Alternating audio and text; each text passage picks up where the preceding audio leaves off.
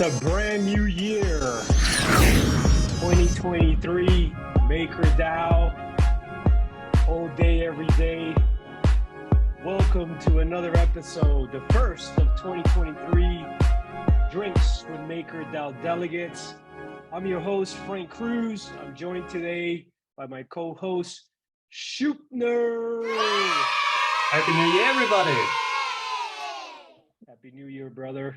And the other co-host who's always joining us here, the most bullish individual I've heard in the last 45 days, none other than Raphael of Flipside Crypto.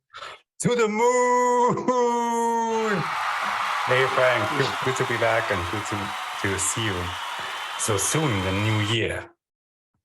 Yeah, for sure. And like I said, you're one of the most bullish individuals that I probably have heard in the last 45 days for everything we've gone through. So big props to you for keeping positive. And on today's show, we have a very special guest. I believe this is the first time he's been doing a sit-down conversation with us. He's recorded on the podcast before with Eve Warsaw, I believe it was, last year, which was super fun. But we have on today's show, Retro. Pleasure, guys. Excited to kick off the new year with you. Honored to be the first guest of 23. Well deserved, I would say. Thank you. 100 emojis all over the place. Welcome to the to Drinks with MakerDAO Delegates. We're recording on a very early morning here in the United States and not so early out there in Europe. So lucky for these guys. So why don't we kick it off with the guys who love the hard drinks, the drinks that wake you up super early. And Raphael, 2023, what are you drinking this morning, or this afternoon, I should say?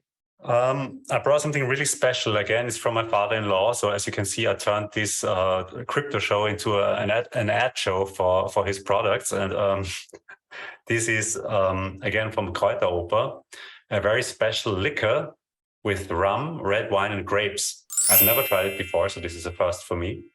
It's in a very nice little bottle. And yeah, I'm excited. And you probably don't have any more meetings piled up for this day. Schuppner, you know my day today. Because I don't have something with alcohol today, which is pretty sad because it's a new year, right? But yeah, I'm going with a lemonade. I think I already brought a couple of them from Hamburg. It's the Fritz Brewery. They do Coke and lemonade and yeah, all that stuff. And this one is a rhubarb one. My kids love it, so I'm going to give it a try today. Frank, what do you have? I'm curious. Yeah, so actually, funny story. I have a friend who drinks 11 months out of 12 months. And when I mean drinks, he drinks, unfortunately, hard liquor, right? And every beginning of the year, he takes January off, and he swears that if he takes January off from drinking, his liver will be reborn and he'll be able to drink for the next 11 months hard. So definitely not going to do that and take January off, but I am going to start the year off healthy. I got this mango smoothie. I don't know if you could see it there, mango smoothie. So I'm going to start off with a healthy smoothie 2023. What about you, Retro? What do you got there? Well, I did come prepared. I wasn't sure how strict the rules were here, so I ran out and purchased the only non-alcoholic beer that my grocery store had. I believe it's a German beer. Yeah. The stats are in grams in the back, so it looks like it's authentically imported. But I think I'd be more excited about my 100% Arabica beans Hills Brother drip brew coffee. It's the first one out of the pot, so got to bring the energy today. And I think I have to talk to the GNR later, so we may work back and forth. But this is. Did you add some hope to this coffee to be bullish about this year, or is it just standard coffee? Up only. Okay.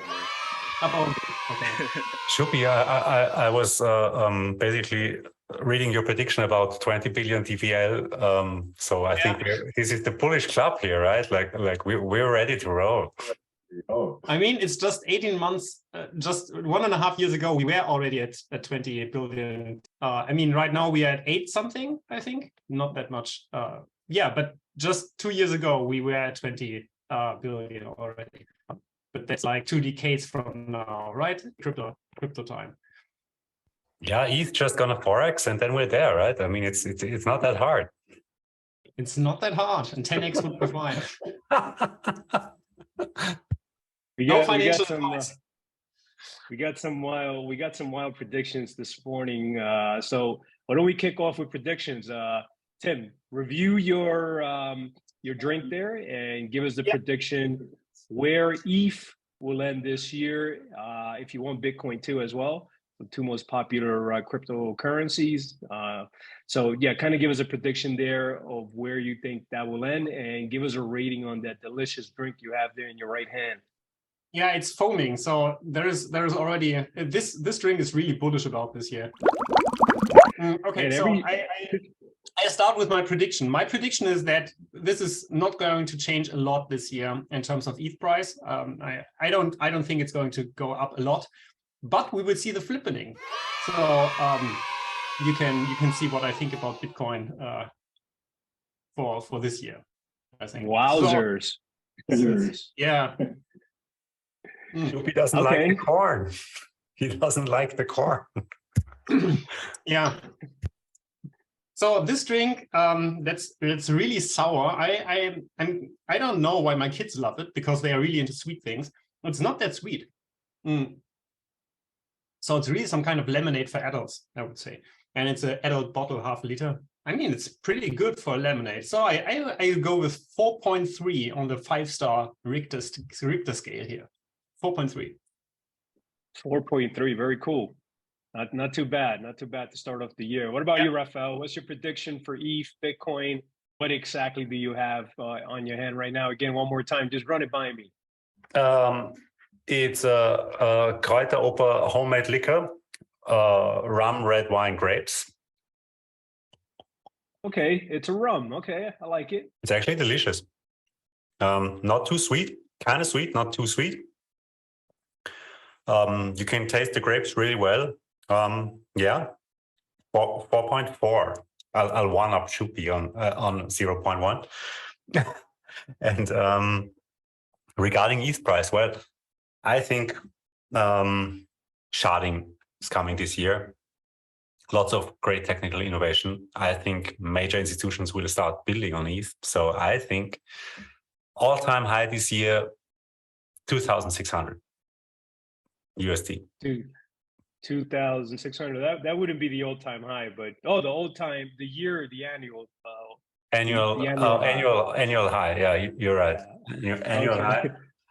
And regarding the Bitcoin, I'm not super bullish. So I agree with the prediction of flippening, unless, I don't know, like some nation state adopts sliding payments or there's a breakthrough there, but I'm not really seeing that. So I agree on the flippening. Yeah, for sure. I think the Bitcoin's having some issues with not only a bunch of miners going bankrupt, but also the hash rate, right?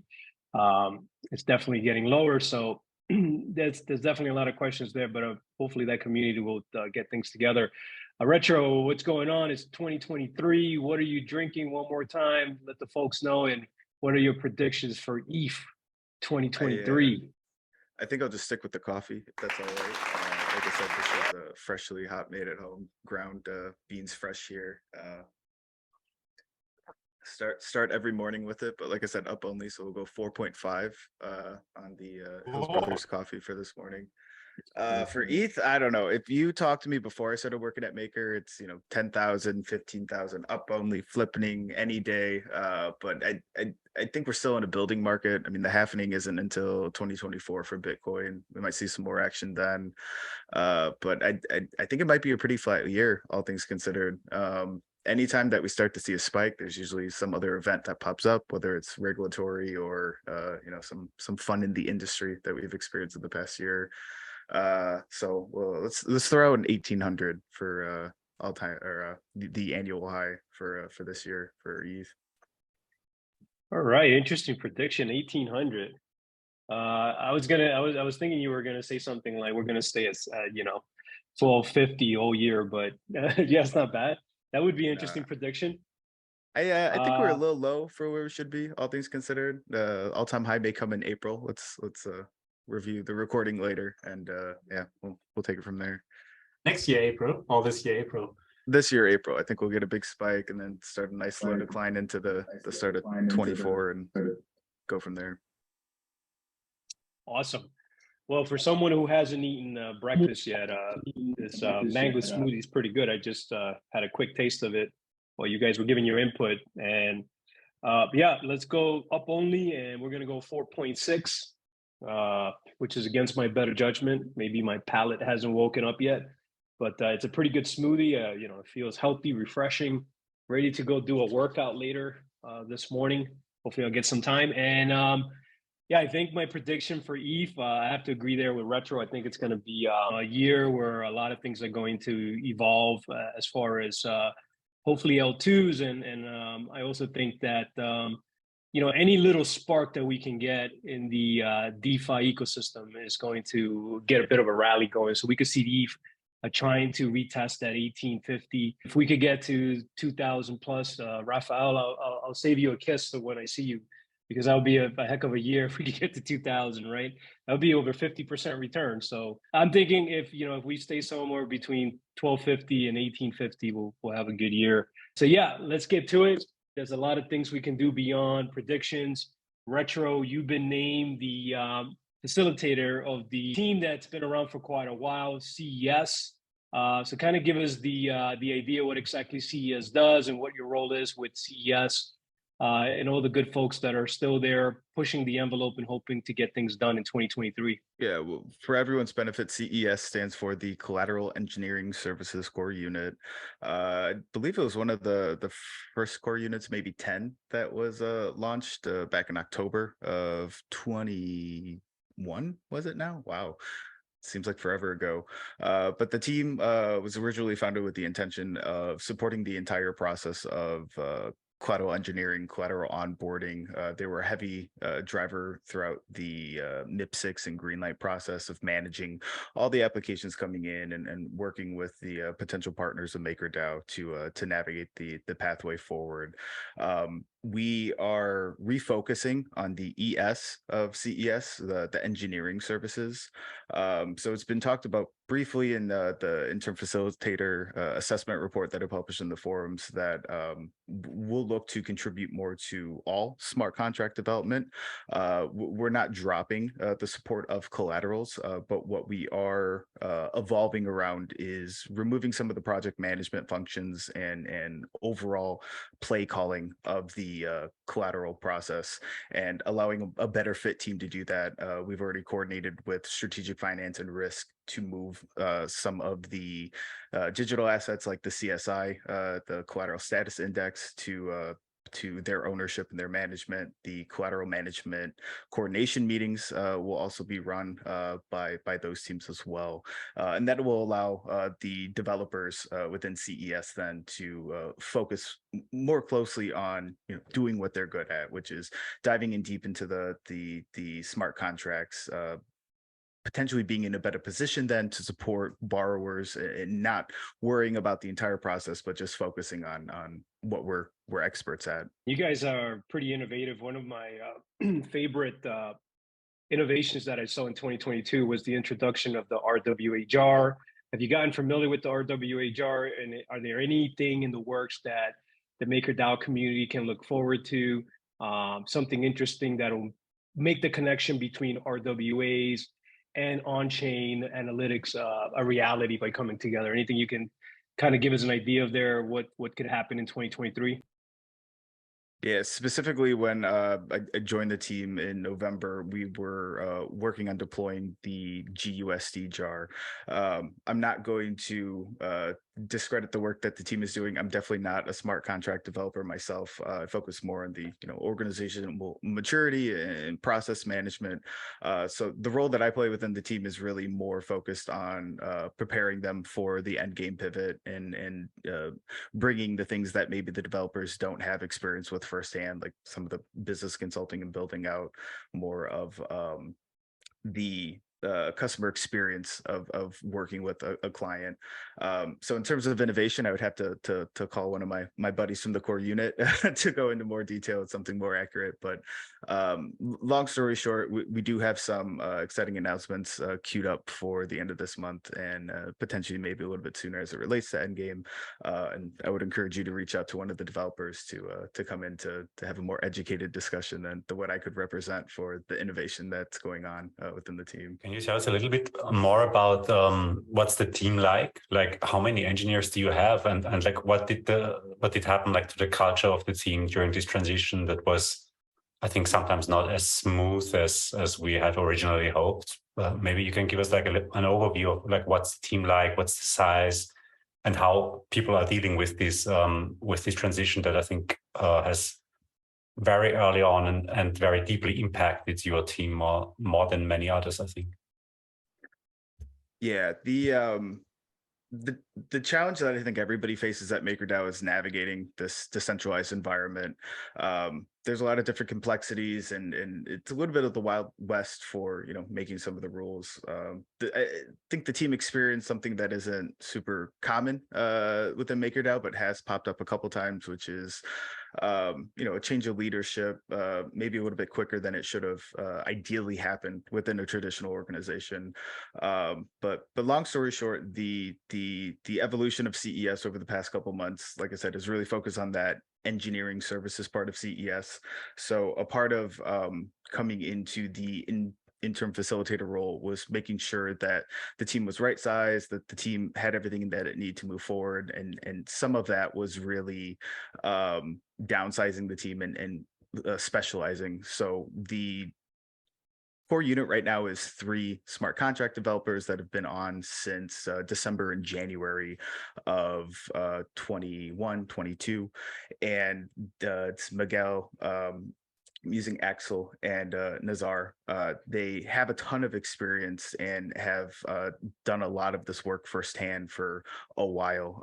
I know that they're very holistic within their experience in the ecosystem and are constantly looking for ways to innovate. A big part of the transition too was focusing on making sure that the core unit wasn't pigeonholed for just your transactional or operational smart contract development, where you would just be asked to write spells consistently. They really are a driver of innovation and want to be seen that way. So I think the atmosphere right now is that the dust is starting to settle, and we're really looking forward to ways that we can contribute across the entire DAO.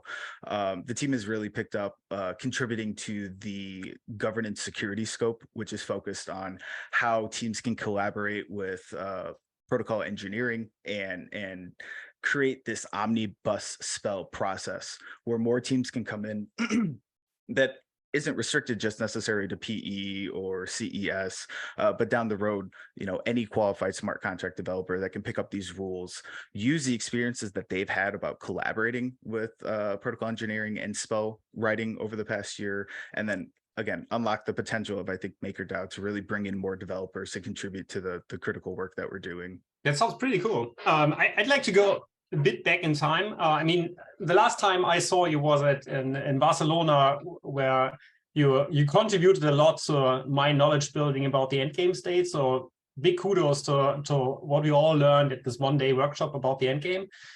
Back in that time, and even before, I always had the feeling that you and a couple of others, specifically Juan, were pretty much driving the whole definition of what we actually need to do in terms of going to this endgame state, because I mean it was quite obvious that Rune alone couldn't do that, and he needed support from others. And I think you were one of the people picking up that work.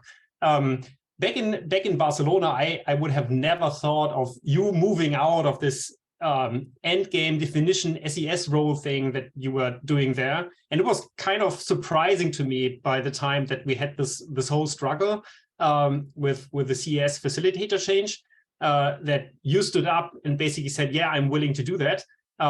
I was wondering how does this feel for you? How was this transition moving out of this meta role from within SES to this, okay, I have a very concrete small team that I need to deal with, and probably a lot of things also happening on the psychology part of those individual contributors within the team, because yeah, let's face it, it's always about the people you're working with. And if your direct manager, your facilitator basically moves out of the organization, somebody else moves in, this is some kind of struggle. And I wonder how this all felt for you. It was definitely a whirlwind week, 2 weeks.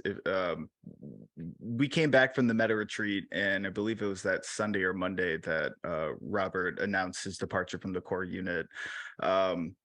There was a lot of back and forth about the interim facilitator process, who was best fit for that. I'm sure everybody remembers the forum post, but yeah, to address your question specifically, I think it was a little voluntold to take on the role, but it was an exciting opportunity. I didn't think that it was honestly something that would be available, and I just want to thank all the mandated actors as well as the DAO for the support that they've shown for me to step into that situation and make some of the decisions that we've needed to make. But no, it was exciting. I think it was waking up on Thanksgiving morning here in the States and seeing that this guy's in, this guy's out, this is pivoting, this is moving around. And yeah, like I said, it's been one of my proudest moments as a professional to see the mandated actors pretty unanimously deciding. I think there was like one holdout that I would love to talk to that didn't vote, but yeah, it was just an incredible experience. And then definitely didn't want to let the DAO down, so had to get started right away. And yeah, it's been a lot to juggle the interim facilitatorship, especially in the situation that it was. After the first couple of weeks, however, like I said, the core team that's remaining at CES is really driving everything, and I'm able to work more in a like business advisor role where they're running the operations. They own that, they know that, they're empowered to do so. And a dialogue I consistently have with them too is, how long do you need me to stick around? What's the best thing for the team? And allowing me to then just focus more on like the business plan and preparing some of the other things that I have more experience with as well for their eventual transition into an ecosystem actor long term here. As it relates to EndGame, there's been a little hiccup maybe in the delivery timeline with some of the things that we envisioned, but yeah, really getting back on track with that now. I know that there's been a couple pivot points, so maybe that was more of a blessing in disguise. But overall, I really excited to start to see the DAO rally around some of the documentation first steps that need to be taken and coalescing around these teams and seeing how we can drive, I think, one of the first DAO reorganizations within the industry. Yeah, I can imagine that your previous work at SES is actually an advantage for you now being a facilitator for CES, because that's a constant theme I heard from individual contributors and facilitators over the last, I don't know, half year, I would say, that a lot of them actually struggle with this transition, that a lot of them actually, some of them embrace the unknown, that they just don't know how this is going to evolve, but a lot of people just have plain fear what's going on. And I can imagine that your previous work at SES regarding the EndGame is actually an advantage for the team to actually have a more safe space in this transition. Yeah, I would definitely say that was the atmosphere coming into the core unit. It was more of a thank you.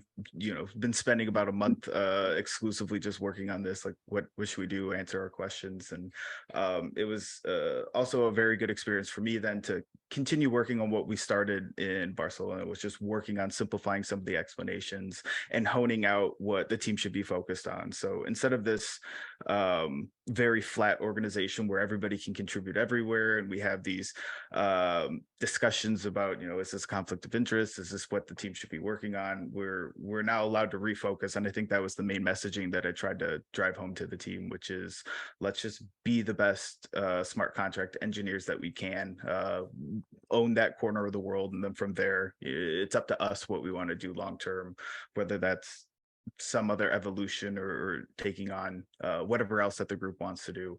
But yeah, it was definitely a little serendipitous that things have been evolving that what they have for the past 3 to 4 months, it seems like. Huge need for Solidity engineers in the whole ecosystem, but specifically at Maker with the transition that we're heading to. So there's a bright future if you're willing to code in Solidity, I guess, and have some background on the Maker protocol. Yeah, for sure. And I kind of wanted to backtrack to the simplification of the endgame that you spoke about there for a second, and kind of walk us through. Yesterday, we had a post with regards to some of the timeline changes, you know, the short-term and the long-term focus on developing the endgame.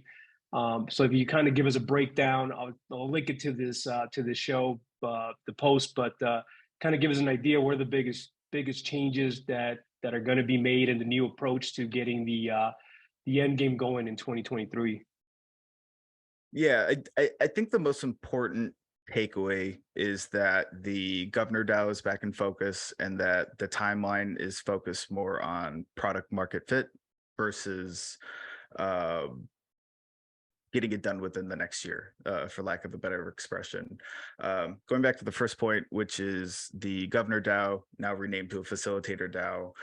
What we initially saw in the original plan was that the distinction between somebody like doing the work and running a sub-DAO was within the workforce of the sub-DAO itself. And what we're starting to see happen now is that is being abstracted a layer above the sub-DAO. So the Governor DAO, or Facilitator DAOs, they're now being renamed, will have a dual functioning role. So similar to how a Protector DAO and a Creator DAO work to build the protocol, build functions, and do the work.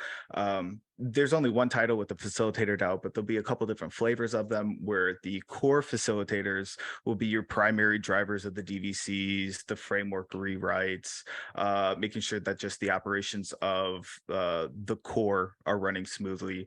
But then the sub-DAO facilitator sub-DAO will be more responsible for the meta governance or the sub governance at the lower levels. So instead of having a admin team or workforce team that is really good at onboarding real world assets or really good at developing new features for the protocol, and having them worry about community management, running snapshot votes, and doing more of the administrative work, that'll be moved or transitioned to a team purpose built for it, that again is one layer removed from the inner workings. So there's another check and balance that's basically being created, and more specialization that's being focused on.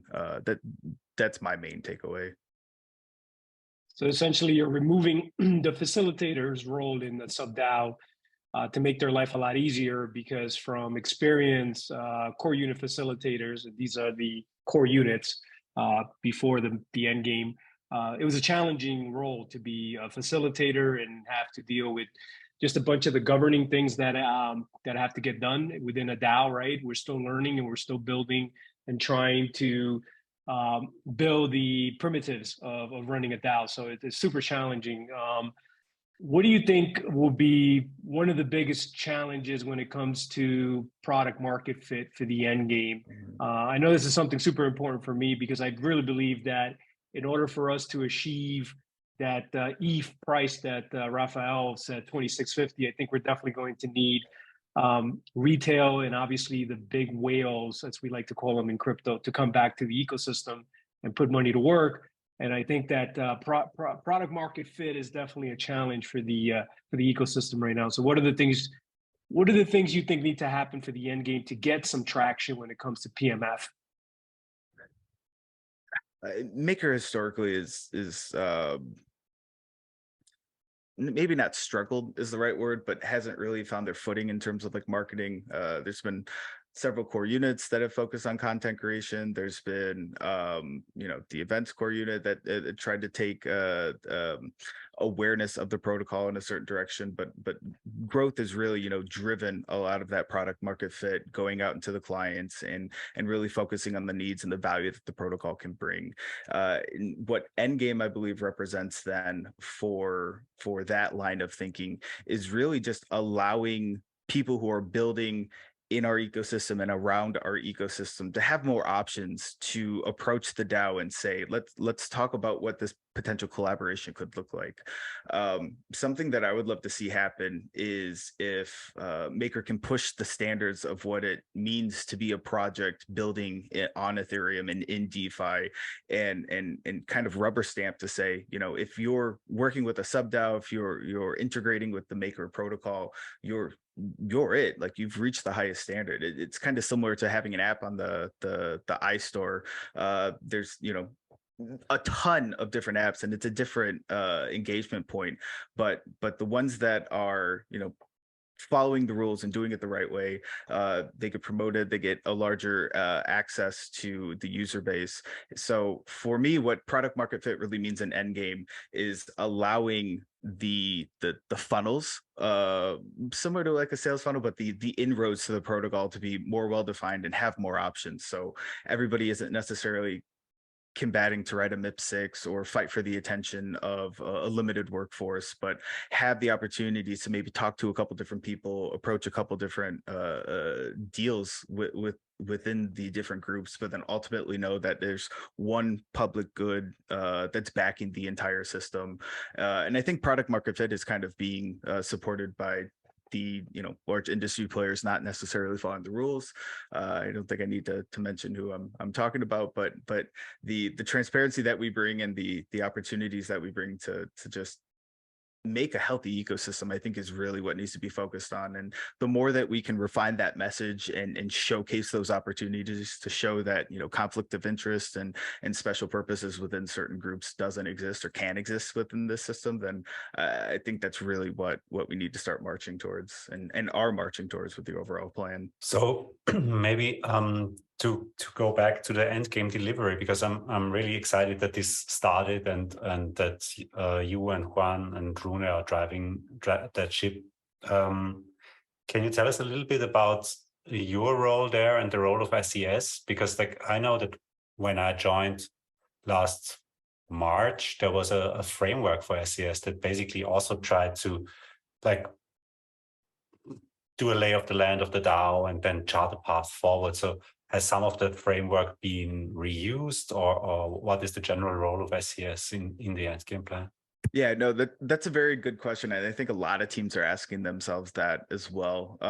Being forward-looking as SES as always historically has been, this is a question that we've really started to ask ourselves. I want to say back in September and October. The Bogota offsite was basically our own meta retreat where we try to work out a lot of the problems ourselves to then take it to the DAO to continue to share the best practices that we could identify, or the recommendations that we could identify. And what we're starting to see happen, I think across the entire DAO and specifically within SES as well, is this natural evolution of allowing people to work on what they're best at. Again, the whole point of EndGame is to find these different pockets of expertise and allow people to blossom and experiment within certain frameworks and rules. So like Schuppy mentioned, and I believe yourself, Juan and I have really gravitated towards more of the ecosystem scope, coordinating the operations of the DAO, seeing where different support is needed, and just trying to make sure that the system is running smoothly, coordinated, all on the same page. The other half of SES then is really focused more on the unified coordination toolkit concept that will drive the overall operations. In the unique situation that's created from having people working within the ecosystem scope as well as somebody supporting the ecosystem tooling, is that the findings that Juan and I are able to bring to the table really support the product development lifecycle for the overall deployment of such a tool. Rune has been very vocal that he sees the UCT as something that that is really going to drive enabling the possibilities of EndGame, which is making sure that everything's transparent, having a certain set of rules to follow, and making sure that the information is accessible and useful instead of just having it, say, buried in MIPS. So what we're trying to do is something that we've always tried to do, going all the way back to the auditor framework, which is lead by example.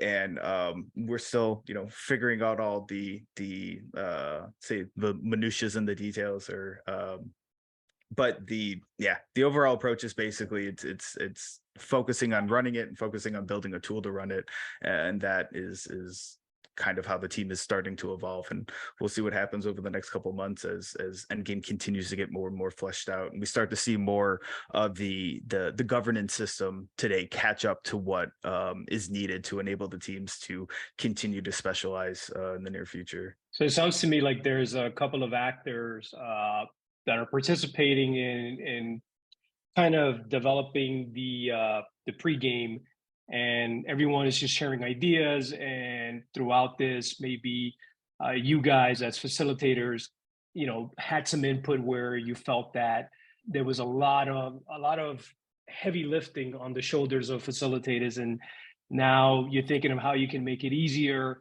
with regards to the scopes and developing all those frameworks, the primary scope, the secondaries, et cetera. Do you see any delays there with regards to the short term, the pregame?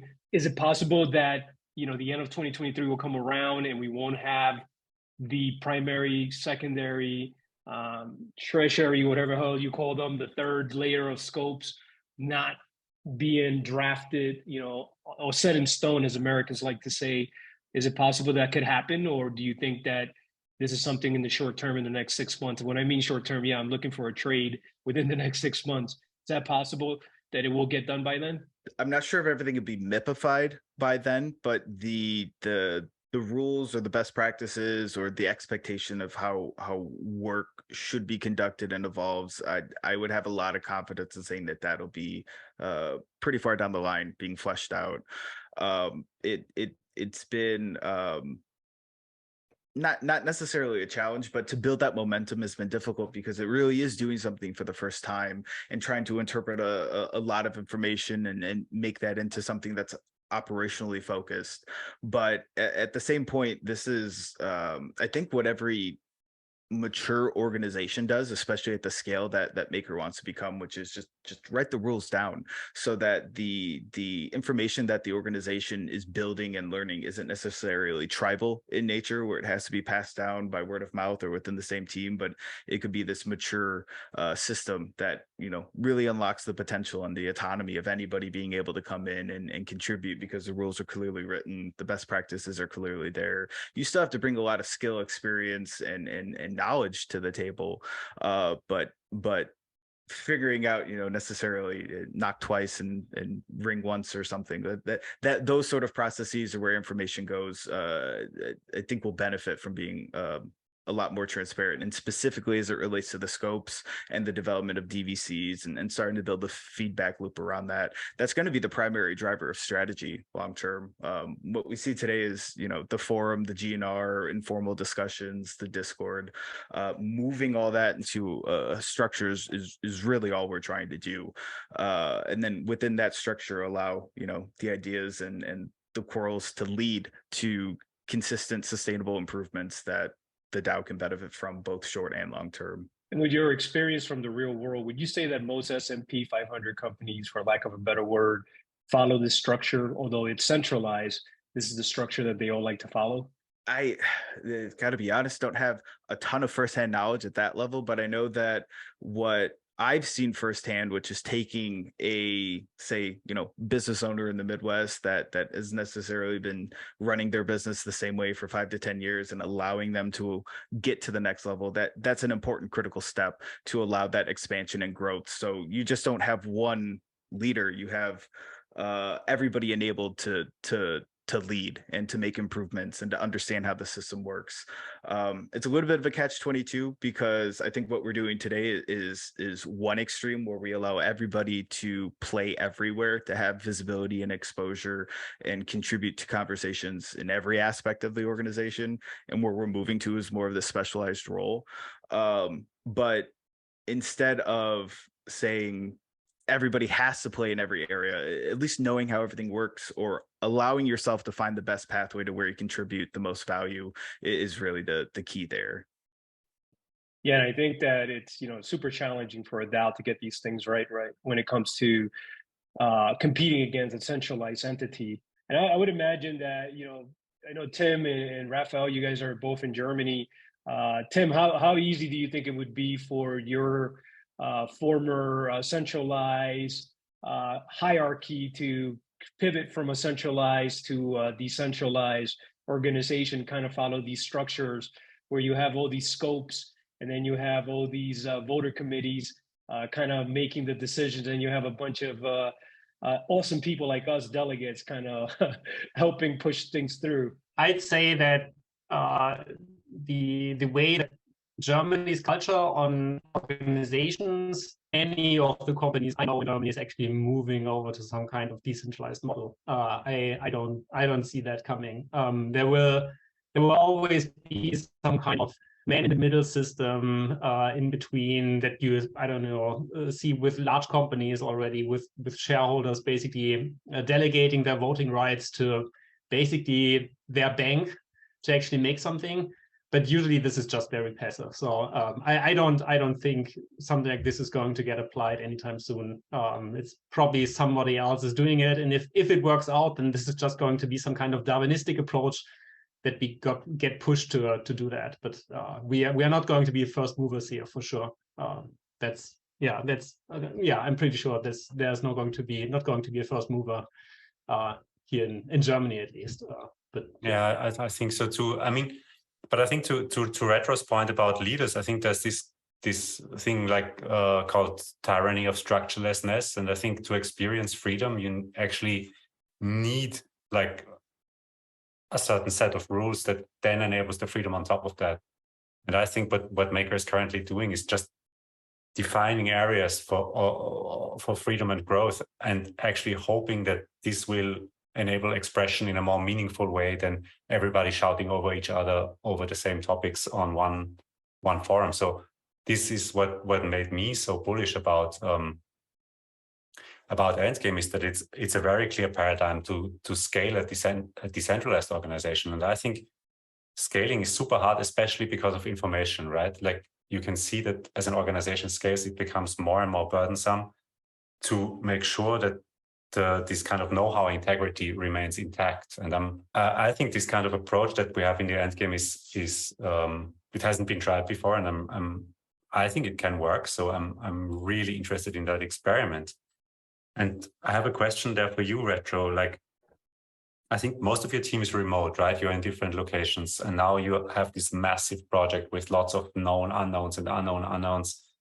And do you feel that remote is working in your favor, or do you feel that you need more offsets and more like in-person working, or like how's that working? I'm just really curious what kind of experiences you can share there. The opportunity to meet in Barcelona, not only with the delegates, but also with the early identified sub-DAO and ecosystem actor leaders.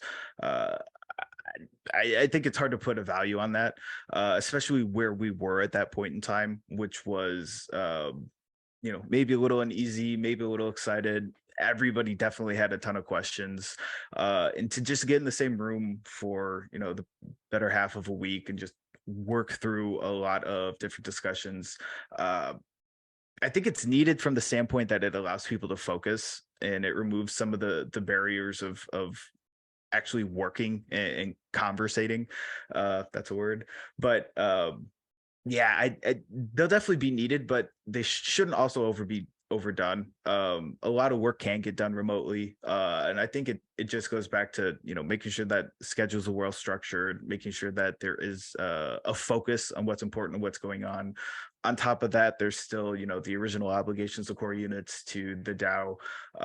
So it is definitely a challenge, but there'll definitely be key points within the next year where I think everybody will have to hit the pause button, you know, hop on a plane and work stuff out for the better part of a week nonstop, just to build up that momentum and that flywheel effect again, and you know, solve some of the hard problems that not necessarily can only be solved in person, but are a lot easier and a lot faster to do so when you are together. With a move to like anon contributors and this will get increasingly hard, no, as people become more and more anon. Or you meet in a dark room without lights. Yeah, it's interesting. One of my favorite moments from joining the DAO was meeting Frank. I think it was ETH Denver last year, and he goes, "Oh, bro, you should make an Anon account." And I'm like, I am an Anon account, Frank. So a lot of that stuff I think just kind of will fade away eventually. Like there'll be different incentives and different purposes to maybe break some of that anonymity, but I think where we're headed and where we are today really can support both. And like the event DevCon in Bogota, where you see, you know, no photo stickers and maybe more people walking around and more coverings of face masks, you know, just seeing the eyes and stuff like that. We'll see some sort of natural evolution that can definitely support both. But yeah, again, I think just like everything that we're doing, we'll learn from other projects and learn from other communities that are doing certain things well, and hopefully, you know, break ground on in those areas and other ways. So I welcome the challenge. I think it's exciting, and I don't know any other industry on earth that, you know, will allow you to have that sort of flexibility. For me, it's fun. So let's bring it on. Yeah, for sure. And I think that 2023 does call for a lot more offsites and the ability of teams to come together. I know going to conferences, and even I myself have attended one offsite, and you get so much done and you bond. You also have the ability to bring up stuff that maybe you forgot to say during a Zoom meeting, right? So if we're having a Zoom meeting right now, after we hang up, like 5 minutes later, I might have forgotten something that, you know, a conversation I had with another team member. So when you're together, you're able to bring that on later on, right? It's almost like sitting across from each other on a desk and be like, hey, by the way, Retro, I forgot to tell you that I spoke to Raphael, you know, and he told me this and that. But yeah, super exciting. You know, as I mentioned, we were definitely trying to write history here. What do you think are some of the exciting things that can happen right now, though, in the way Maker is structured today, if anything, right? Because I know it's a very challenging environment. What are some of the things that SES can deliver on? Yeah.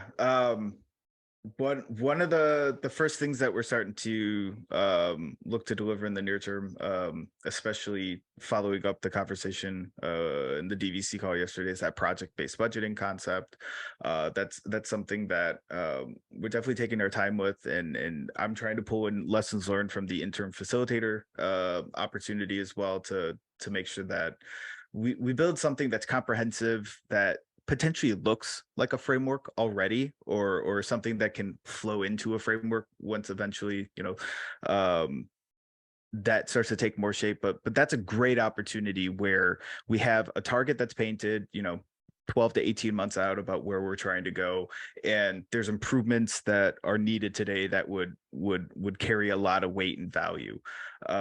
So any opportunity like that is one that we'll definitely pursue. I know that the expense dashboard team is working on really bringing out the full value of that tool now that every core unit has successfully been onboarded and is reporting consistently through that. Yeah, I don't want to drop too much alpha here, but things along those lines, I think, are what you could expect from our teams. And looking at this transition from where we are now, where do you see like the main breaking points or fault lines? Like where do you expect to encounter the most difficulties, or and how yeah, like what do you think are those main challenges? Yeah, I mean, it kind of just goes back to every DAO's challenges, and sorry if this is a cop out or a whitewash answer, but it's coordination and consensus. I think that EndGame is really starting to help some of the consensus parts. I know that may be a little bit of a misnomer there, because it has been talked about so much, and there still is a lot of discussion back and forth on it. But what, again, that really I think signifies in my mind is taking a lot of discussions of the past year and focusing on, like, this is where strategy happens, this is where operation happens, and this is where the magic happens. But yeah, there's tons of challenges in terms of coordination as well. I think something that we just experienced with the holiday is, different teams taking breaks at different times. Being a decentralized organization, somebody may had a break a week before, somebody may had a break a week after. If they're taking a 2-week break, that's now 3 weeks of misalignment or miscoordination. So definitely taking advantage of, I would say, like, the next 6 weeks is important in my mind, because everybody should be able to come back refreshed. They should have a lot more clarity. There's new challenges, a new direction that's been thrown down, and just creating that momentum. Again, it's all about a flywheel effect in my mind. Once you get into a routine, then you're able to improve it. But until you get into that routine, it's kind of just like hit or miss, and seeing what comes from it. Again, not being super well versed on the technical side of the house, like, can hold my own, but definitely not at the level that our team has. That challenge of building out all the products, and I think some of the evolutions that we're seeing within the organizational concepts of EndGame, being the facilitator, the governor switching to a facilitator, and those roles changing, we'll see an evolution of the tokenomics and an evolution of some of the operations that are dictated then by the technical side of it, that we wouldn't know until we dug into the problems at that level. So that's another big question mark. But again, I'm sure there's somebody in the DAO that's a lot better suited than me to talk to those points. But those are just a couple that come to my mind. And the coordination and momentum is the biggest, probably, personally speaking. So it's kind of strange. And it's not really strange. It's kind of not surprising to me as well, because one might assume that now, as you're the interim facilitator for CES, that you are fully focused on just CES topics. But just looking at the last 30 minutes, I can clearly see that the whole transitioning on the larger scale, not only focused on one core unit, is still something that is really, really important to you and really consuming a lot of your mind. I think it's actually not bad. I think it's great to apply it on a micro level as well. I just wonder, how will your personal future look like? Because it's an interim role, right? It's supposed to end near like in a couple of months, even if we extend it a bit. But do you already have ideas what will your personal short-term future be after CES, or is that something you're not thinking about? Maybe sleeping like an hour or two more every night is my personal future after CES. But no, like I said, anyway, the opportunity at CES is really about guiding a team firsthand from core unit to ecosystem actor, speed running that and learning those lessons and helping navigate other teams then is paramount in my mind.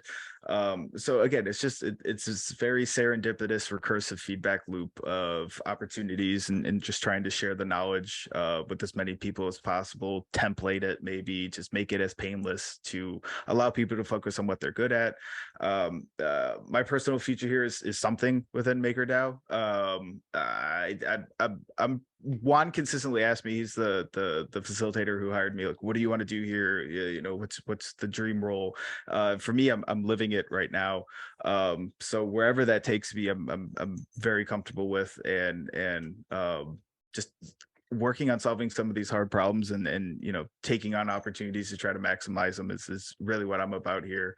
And whether that's something related to, say, the ecosystem scope or whatever manifests in the DAO. Yeah, the interim facilitator role right now is scoped out as a couple months. The exact timeline that that we're communicating to the DAO is TBD. The core unit budget is expiring April 1st, which would motivate a pivot point, potentially an SPF or some other funding mechanism. And then from there, it's really about whatever the team needs. So if I can help in some sort of advisory capacity, I'm happy to. Whether that's again being a leader, I don't think they want somebody who isn't a smart contract developer barking orders or something, and that's not who I am either. But yeah, we'll see. I don't know. It's whatever the DAO needs in my mind. But this organizational and process improvement stuff is something that's really passionate to my heart. So I'm happier than ever, you know, and we don't need to rush the future at this point. Let's just see what happens. That's a great attitude. I have a question about SPFs and project-based fundings. I mean, I know this is again a topic switch, so I hope you don't mind the context switches, even that early in the morning. But like, how those two relating? I think, like, for me, project-based funding is kind of related to an SPF, but it should probably be more granular. Or maybe you can give us an overview about, like, because SES proposed project-based funding, so maybe you can give us an overview about, like, how you're seeing that. Yeah, the overall goal with project-based funding is just trying to align expenses to value creation a little bit more closely. EndGame taps into that with the scope framework and how projects are designed to be funded. And I think something that'll benefit the DAO in the short term is really scoping or defining the opportunities for core units a little bit better. I know that some of the comments that I heard over the past couple months leading like into this holiday break was like, well, what should we do? Like, where's the MIP? What's the rule? What's the process? Like the core units in the DAO have been so trained to follow the MIP process and utilize it for all that it's worth. But when those processes aren't there, it's a little yeah, it's a little bit of a challenge to try to navigate. Nobody necessarily wants to take the wrong step or, you know, get their hand slapped by Gov Alpha for doing something against the rules. So project-based funding then, in my mind, is the opportunity to really align the value of the work that we're doing to the expenses. So there's a lot of talk about continuing to control the budget, to reorganize the workforce. There's the goal of getting to sub-DAOs and ecosystem actors, and then everything in between is a little bit fuzzy. So doing a new framework or a new system that allows people to be a little bit more handheld from point A to point B and rewarding them along the way, I think, is the overall goal.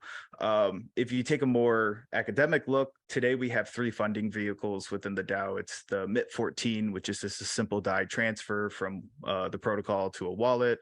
There's the core unit MIP40, which has evolved over time into this very long MIP that has reporting requirements, return requirements, forecasting requirements, pivot point requirements. And then you have the MIP55, which is 2 mandated actors and a multi-sig and some sort of auditing process. If we could take the value or the mechanisms or the tools from each of those 3 and map out some pathway for, you know, core units to confidently say, oh, you know, this is what my MIP40 is turning into, this is what I have to do, and these are the new opportunities for me. I think that's the sweet spot that we can get to, and that also positions potentially, you know, delegates or other people in the DAO to have a tool then to say, you know, we want an ecosystem actor to do X, here's the opportunity behind it, who wants it, instead of saying, hey, do you guys consider, you know, this opportunity, or would you guys support me if I did this work? Like, there needs to be some sort of give and take, and creating that tool, I think, is something that would be unique to the DAO. There's been some, you know, declarations of intent attempts in the past that necessarily haven't had the same teeth or the same capital opportunities behind it. So it's just taking and cleaning up, I think, a lot of the MIPS and using the lessons that we learned over the past year and a half of operating it as a decentralized organization to fill that gap of how do we get from point A to point B from a funding perspective.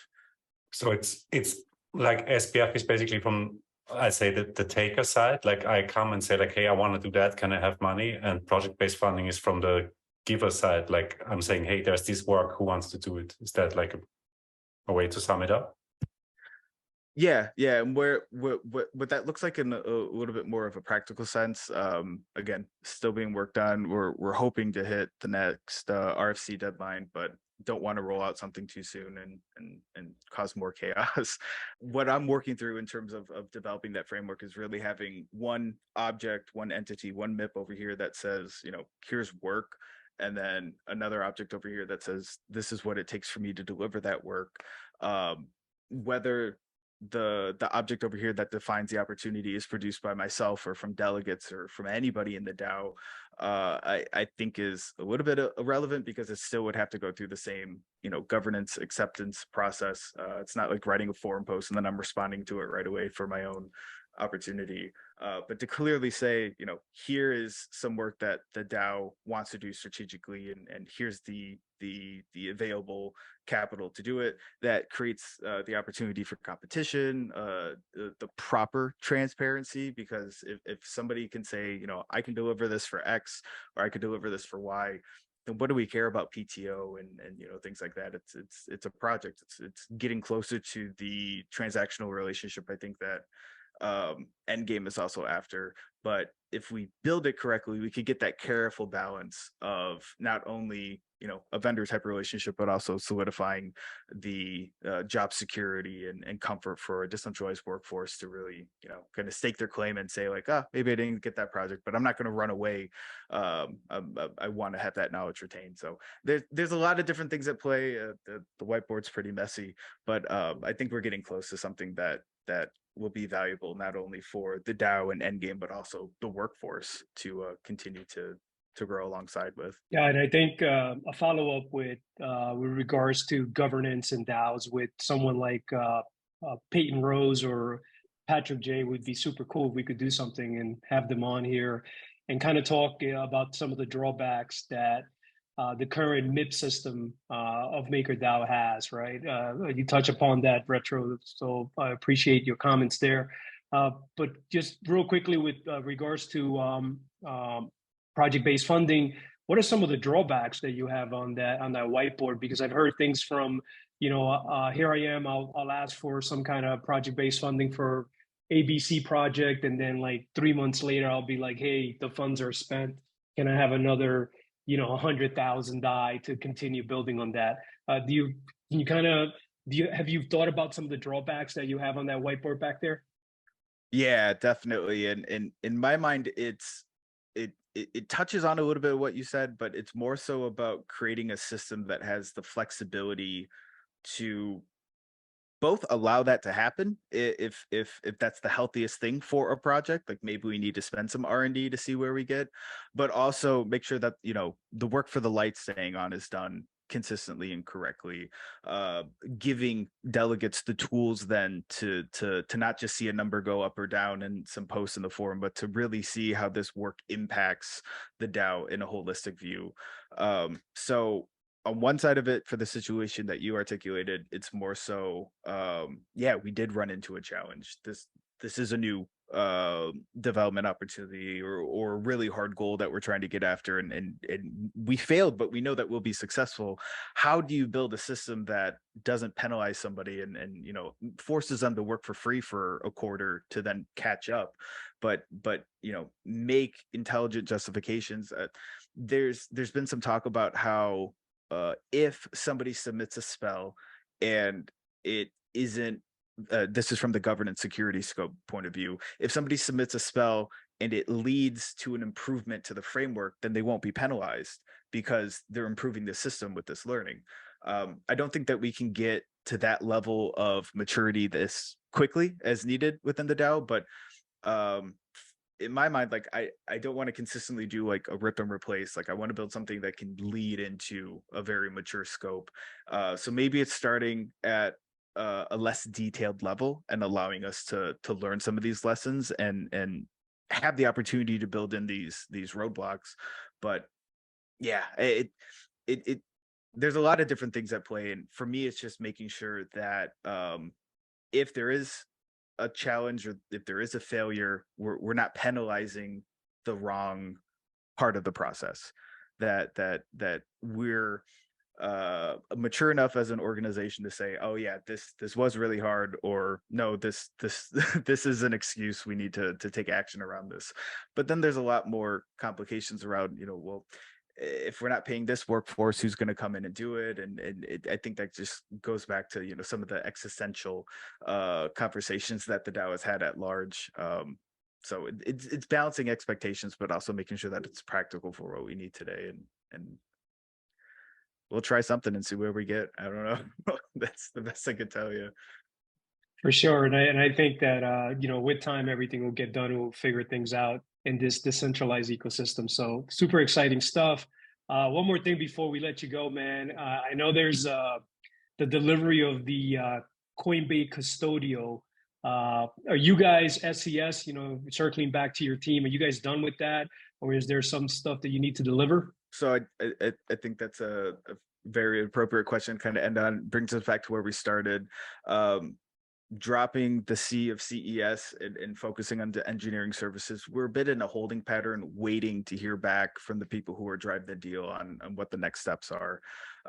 So it's more of like a negotiation step at this point with Coinbase that a better fit team is leading.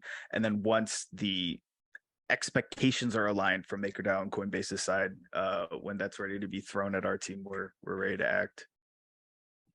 Sounds good, man. Sounds like you guys have your hands full for the beginning of the year. I know the delegates ourselves, we got a ton of stuff to take care of this month of January. Some exciting stuff happening in the MakerDAO ecosystem. I hope you folks can join us for the rest of the year as we bring you exciting and intelligent guests like Retro here of CES, MakerDAO community. Thank you for watching today. Retro, thank you for having, taking the time out this morning to be with us. It's my pleasure, guys. Happy to come back anytime.